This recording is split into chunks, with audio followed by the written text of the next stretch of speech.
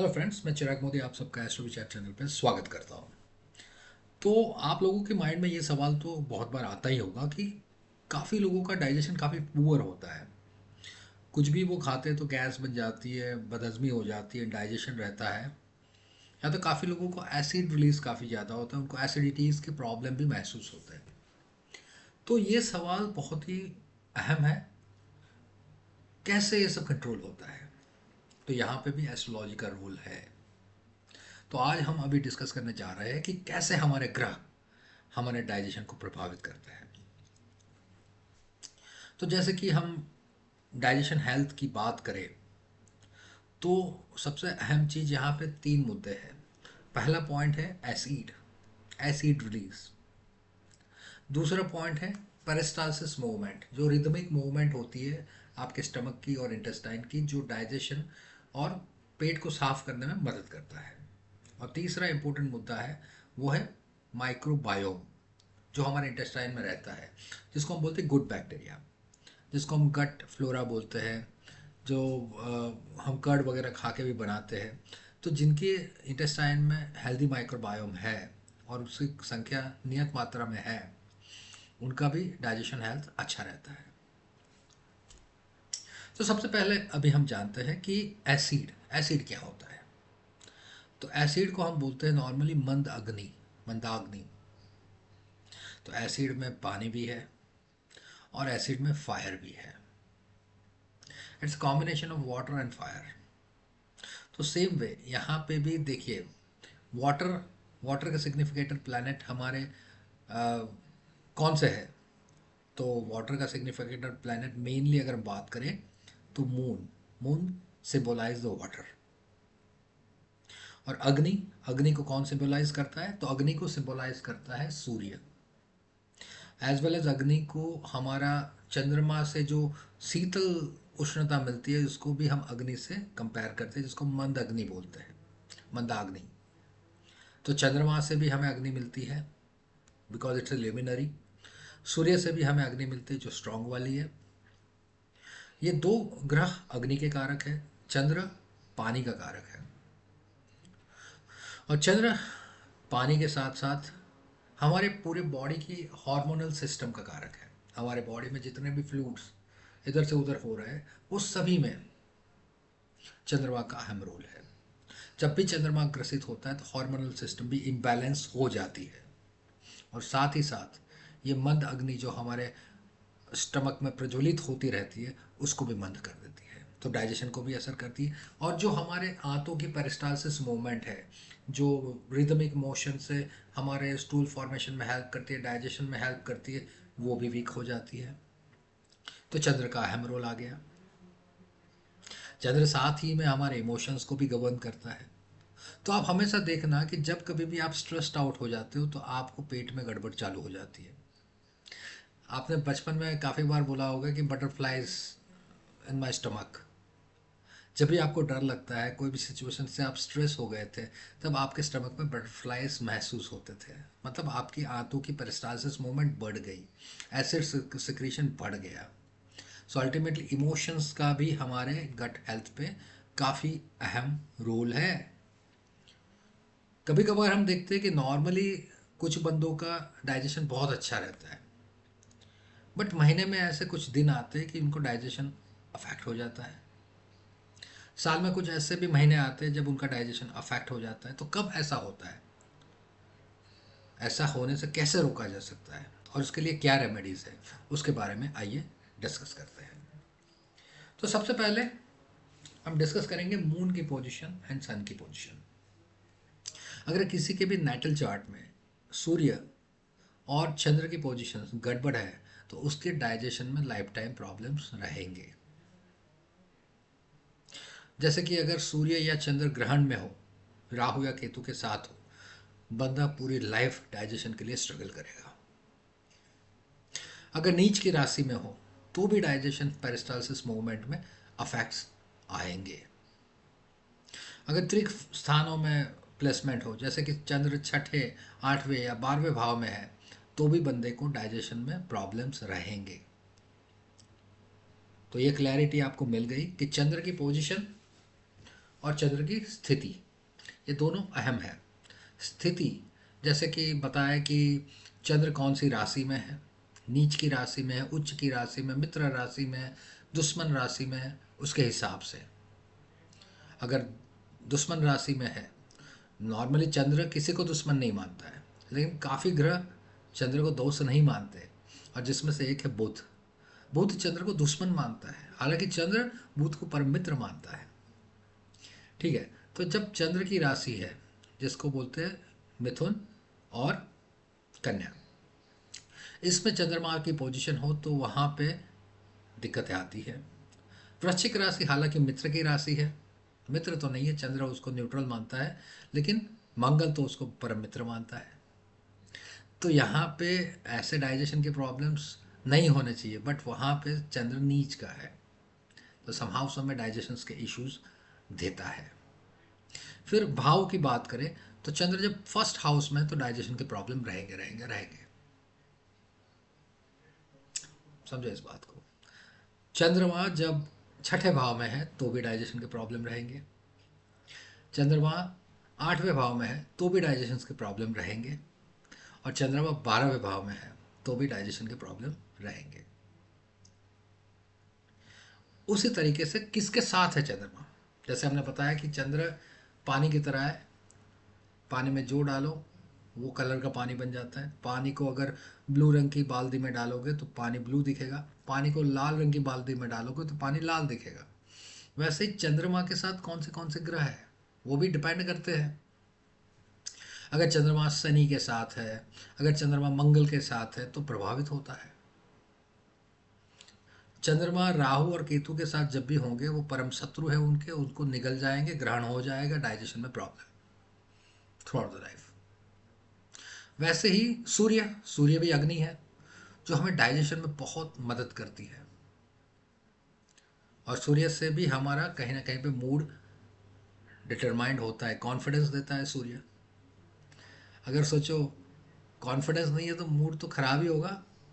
और अल्टीमेटली सूर्य की अग्नि जब कम होती है किसी की भी पथरी में तो डाइजेशंस में, एसिड्स में प्रॉब्लम्स आती है। तो कौन सी ऐसी परिस्थितियाँ हैं जहाँ पे सूर्य अफेक्टेड कहते हैं, तो पहला चीज़ राहु और केतु, और दूसरा शनि। सूर्य जब राहु केतु और शनि के साथ हो किसी भी भाव में तो डाइजेशन एसोसिएटेड प्रॉब्लम्स बंदे को महसूस होंगे, और बाल भी सफ़ेद जल्दी आ जाते हैं इन लोगों को। सूर्य और चंद्र के ग्रसित होने से इंसान के बाल भी बहुत उम्र से जल्दी सफ़ेद हो जाते, पक जाते हैं बाल, डाइजेशन बराबर नहीं हो रही है। ठीक है, तो सूर्य की हमने ये बात कर ली। सूर्य की पोजीशंस अगर हम बात करें तो सूर्य अगर 12वें भाव में है डाइजेशन अफेक्टेड, सूर्य पहले भाव में है digestion affected, then we can say सूर्य चौथे भाव में है डाइजेशन अफेक्टेड, सूर्य 5वें भाव में है डाइजेशन अफेक्टेड, सूर्य छठे भाव में है डाइजेशन अफेक्टेड। सूर्य नॉर्मली कोई भी भाव में डाइजेशन अफेक्ट होता है, बट अल्टीमेटली उसके PAC पे डिपेंड करता है, placement, aspect and conjunction. But mainly अगर हम बात करें तो डाइजेशन मेनली चंद्र के ऊपर निर्भर करता है, क्योंकि चंद्र में फ्लूइड भी है, चंद्र में अग्नि भी है। और सूर्य का सिर्फ इतना ही देखो कि सूर्य नीच का है, तुला राशि में सूर्य नीच का होता है। सूर्य अगर नीच का है डाइजेशन, गैस वगैरह में प्रॉब्लम रहेगी। सूर्य अगर सोचो दुश्मन जैसे कि शनि राहु केतु के साथ है, डाइजेशन में प्रॉब्लम रहेगी। बस सूर्य के बारे में इतना याद रखेंगे।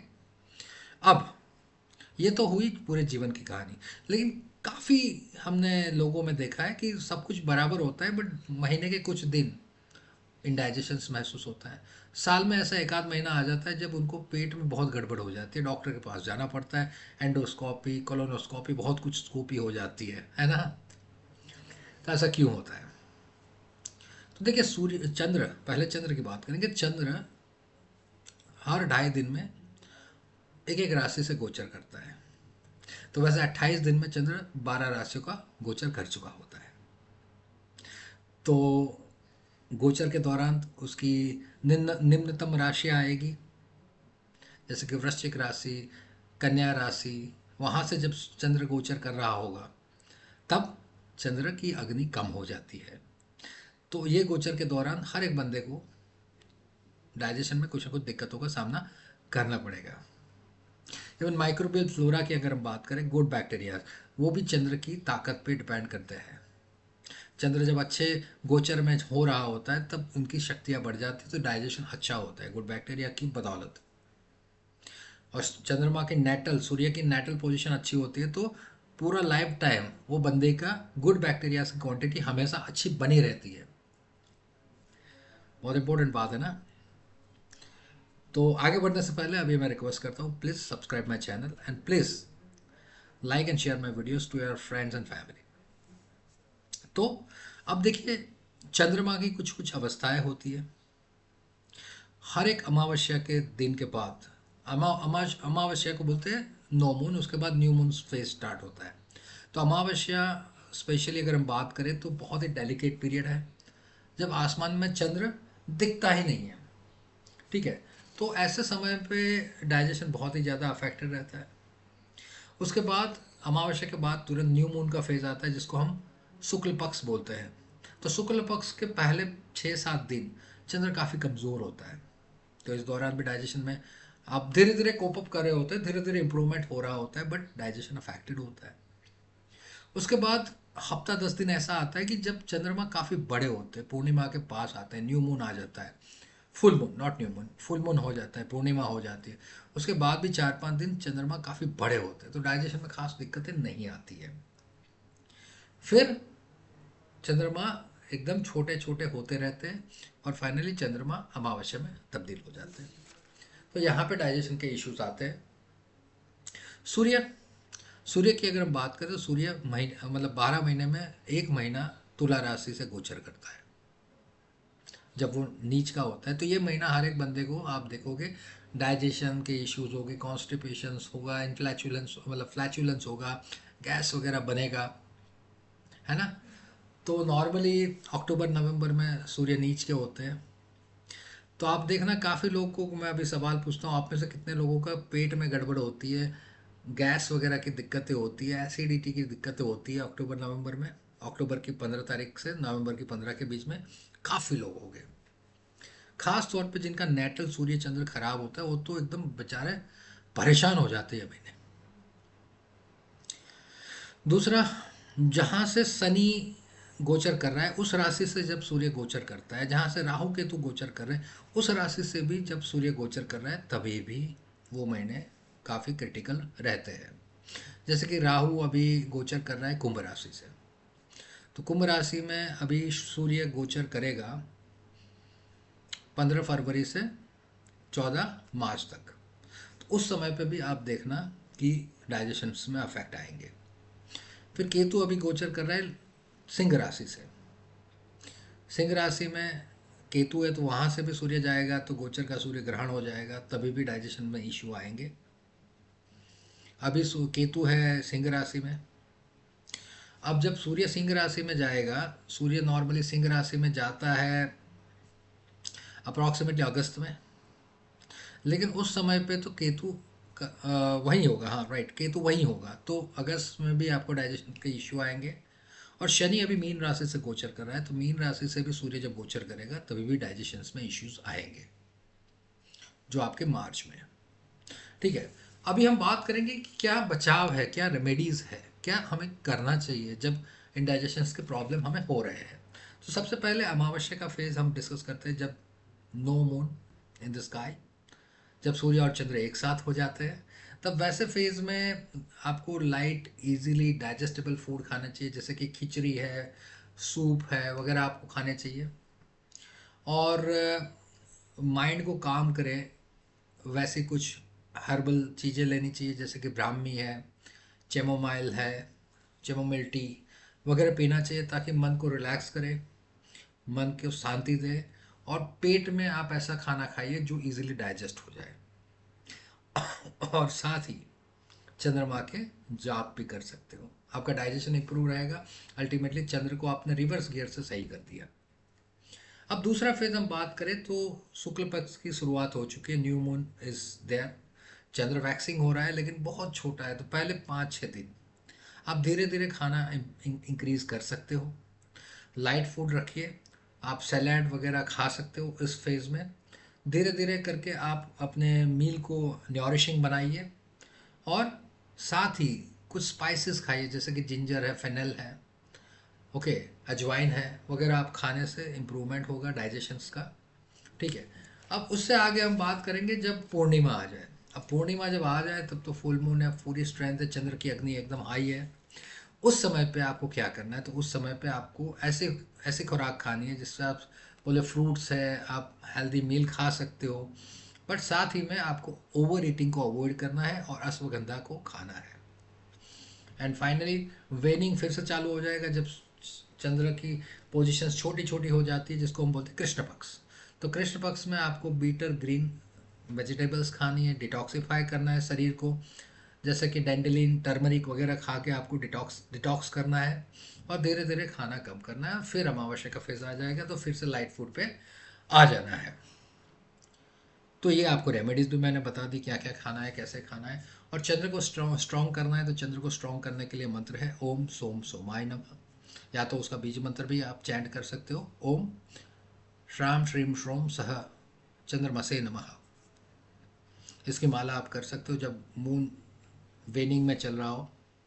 और सूर्य के लिए मंत्र है, जब भी आप सूर्य मीन राशि से गोचर कर रहा है अभी के लिए, क्योंकि इस मीन राशि में शनि है, जब सूर्य शनि राहु केतु या नीच राशि से गोचर कर रहा हो तब आप सूर्य के मंत्र भी चैंट कर सकते हैं, बीज मंत्र, जैसे कि ओम ह्राम ह्रीम ह्रोम सह सूर्याय नमः।